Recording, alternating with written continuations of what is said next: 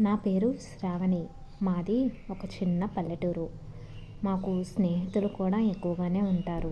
మేమందరం రోజంతా ఎంతో సంతోషంగా ఆడుకుంటూ ఉంటాం. అయితే మా స్నేహితురాళ్ళందరితోనూ నేను కలిసిపోతాను. కానీ నాకు అందరికంటే ఎక్కువ సంధ్య అంటే ఇష్టం. సంధ్య వాళ్ళ అమ్మగారు కూడా నన్ను బాగా చూసుకునేవారు. ఆంటీ కూడా చాలా అందంగా ఉంటారు. మా కుటుంబంతో ఆంటీ వాళ్ళు బాగా కలిసిపోయారు. ఆంటీ కూడా మా అమ్మతో కలిసి ఒక అక్కా చెల్లెల్లాగా కలిసి ఉండేవారనమాట. మా అమ్మ ఇంట్లో చిన్న విషయాన్ని కూడా ఆంటీకి చెప్తూ ఉండేది.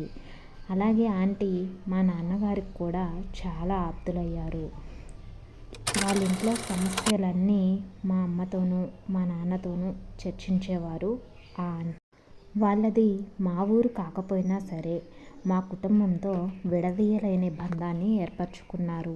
వారు ఈ ఊరొచ్చిన కొత్తలో ఎవ్వరూ వారికి మంచివారు కాదు, వారితో సావాసం ప్రమాదకరం అని చెప్పారు.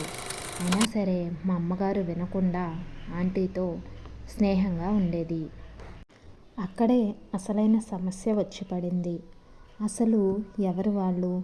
మాకు ఆ కుటుంబానికి అంత దగ్గరయ్యే అవసరం ఏమొచ్చింది? అసలు నేనంటే ఆంటీకి ఎందుకు అంత ఇష్టం?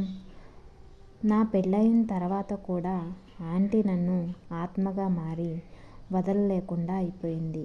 అసలు ఈ రహస్యాన్ని తెలుసుకోవాలంటే మనం పార్ట్ 2లో తెలుసుకుందాం.